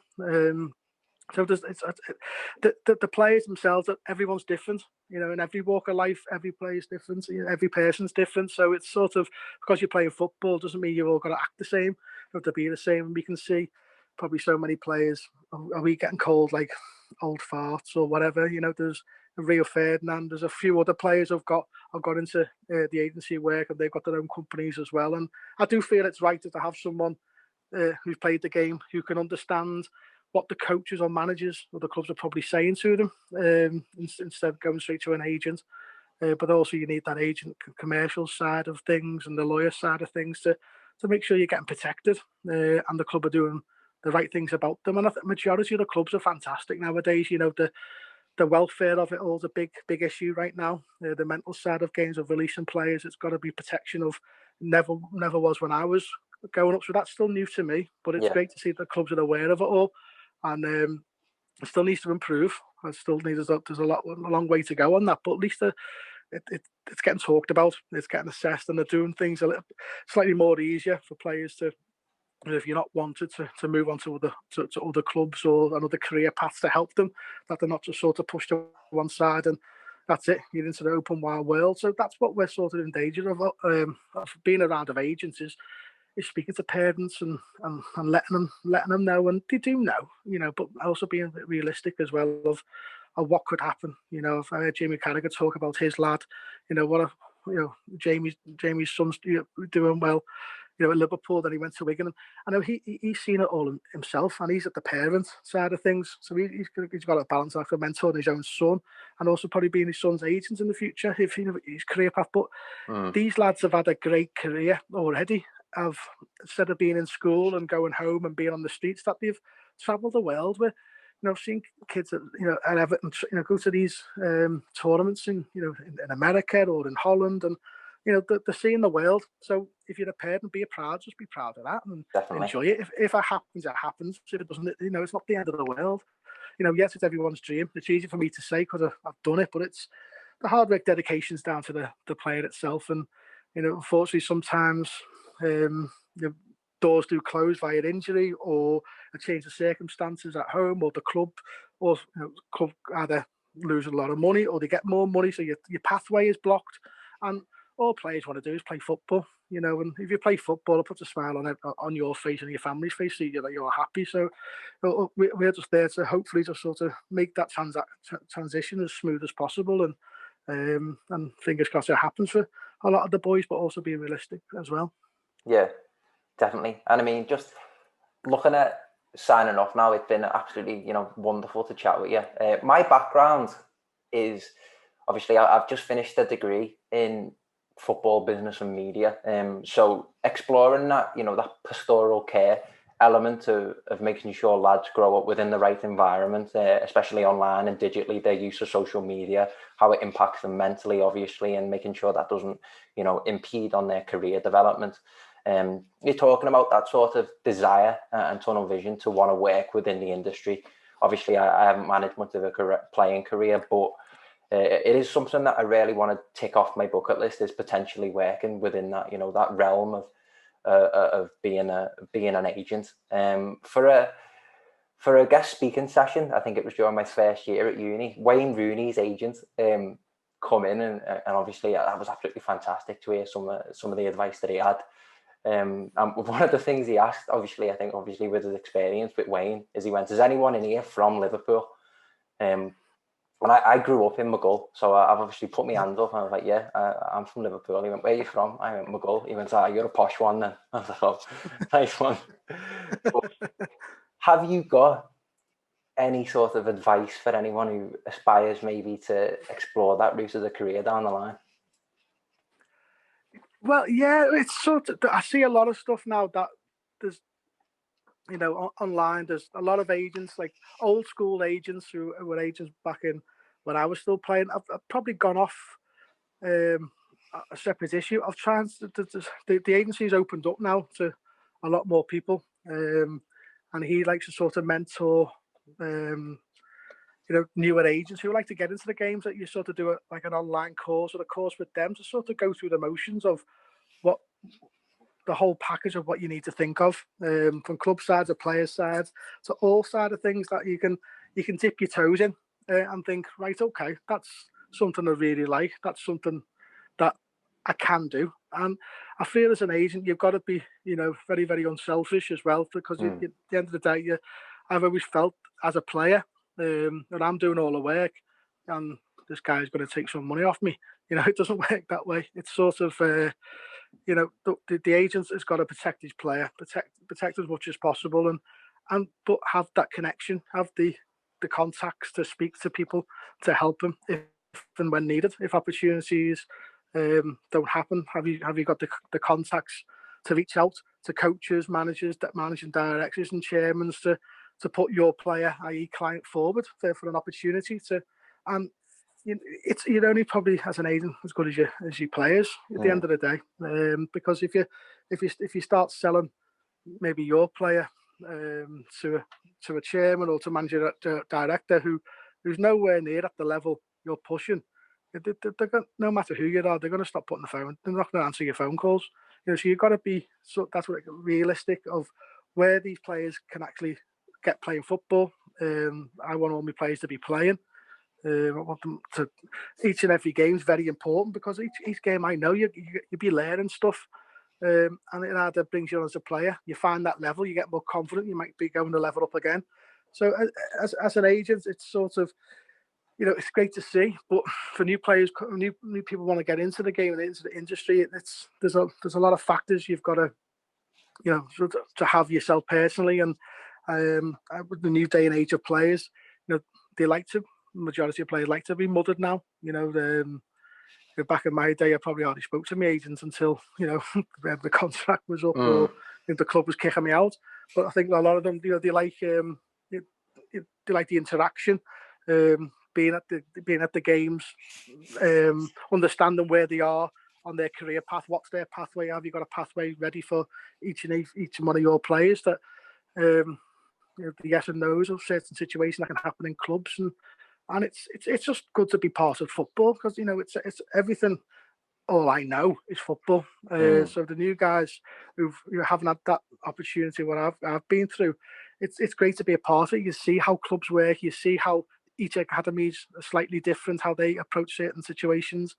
It's not sort of sometimes nice. I see loads of agents in these young kids' games, sort of standing there, but it's sort of part and parcel of the game nowadays. So parents, I always really say to parents, look, if agents come up to you, just speak to them. Take as much knowledge out of them as possible. Speak to everybody, but at the end of the day, it's your child who's playing football. It's your child who wants to sort of get into this sport. So just back them up, be a parent, and just knowledge with everybody. And if you're coming through as an agency, it's I think we're all help each other. You speak to people, situations, scenarios do happen, rules do change, and I think the phone rings and people sort of help each other out and make it as smooth as possible. But it's a job I never thought I'd be into, but it's a job that I'm really made up. I'm a part of it now, and this is going to be the long term for me. I'm not going to be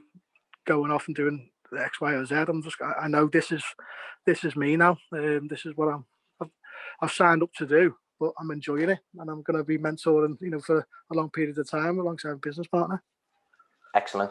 That's really nice to hear, and I wish you every success in the future with it. You're obviously very insightful and analytical with your experiences. You've got a hell of a lot to offer to the game and to the young players coming through. I just want to say, Michael, it's been absolutely fantastic to speak with you, and you're more than welcome to be a guest on the podcast in the future. No problem at all. Thanks for your time. Take care, Michael. Thanks for speaking to me, mate. Cheers. No worries, mate. So take care. I'll tag you in everything when it goes up, so you know it's live, mate. Yeah, that's fine, mate. That's fine. Was that all right for you? Yeah, that was perfect. Thank you so much. That was brilliant. It was good timing because someone's knocking on me door. All right, sound.